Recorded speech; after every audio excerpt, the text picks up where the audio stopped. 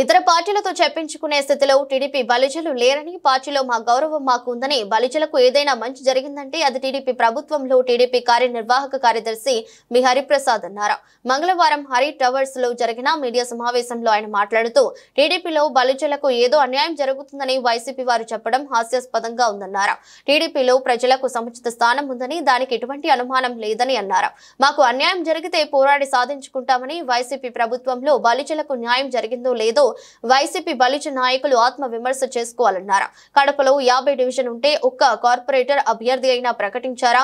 బలిజ భవన్ కు స్థలం కేటాయిస్తామని కేటాయించారా? తెలుగుదేశం ప్రభుత్వంలో బలిజలకు కార్పొరేషన్ ఏర్పాటు చేసి లోన్లు ఇస్తున్నామని ఏనాడైనా వైసీపీ ప్రభుత్వంలో బలిజలను పట్టించుకున్నారా? చెప్పాలన్నారు. ఏమి సాధించుకునేది లేక విమర్శలు చేయడం సిగ్గుచేటన్నారు. ఇప్పటికైనా వైసీపీ నాయకులు అవాస్తవాలు మాట్లాడటం మానుకోవాలన్నారు. కార్యక్రమంలో బలిజ సంఘం నాయకులు నాగరాజు పాల్గొన్నారు. శ్రీకృష్ణదేవరాయ జయంతి సందర్భంగా వైకాపా నాయకులు చేసిన కామెంట్స్ చాలా పచ్చి అబద్ధము, అది కరెక్ట్ కాదు. 5 ఏళ్లు వైకాపా నాయకులు పదవిలో ఉండి బలిజలను అసలు పట్టించుకున్నారా? 50 డివిజన్లు ఉంటే ఒక కార్పొరేటర్ కూడా బలిజలకు ఇచ్చిన పాపాలు లేదు.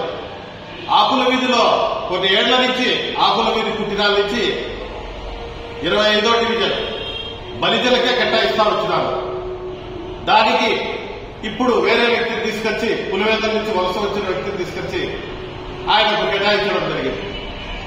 ఏమంటే మీరు జిల్లా కాపు భవన్ 5 ఏళ్ల నుంచి మీకు కాపు భవన్ గుర్తుకు రాలేదా? మీకు డిప్యూటీ సీఎం గారికి, మేయర్ గారికి 5 ఏళ్ల నుంచి కాపు భవన్ గుర్తుకు రాలేదా? ఈ దినం కాపు భవన్ గురించి మాట్లాడుతున్నారు.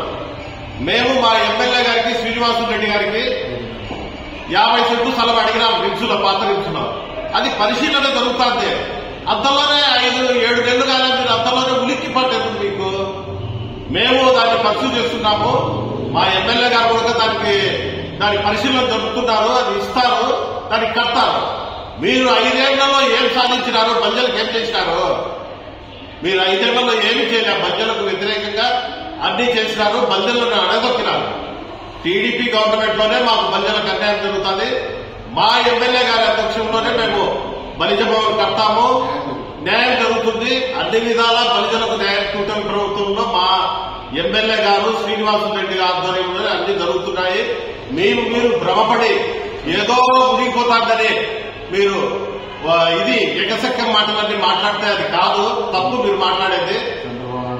చంద్రబాబు నాయుడు గారు, పవన్ కళ్యాణ్, బీజేపీ ఆధ్వర్యంలో జరిగే ఈ కూటమి ప్రభుత్వంలో మాకు ఖచ్చితంగా బలిజలకు అన్ని విధాల స్వయం ఉపాధి అయితేమి, ఎంఎస్ఎంఈ అయితేమి, కాపు బలిజ భవన్ అయితేమి అన్ని విధాలా మేలు జరిగి మేము బలిజల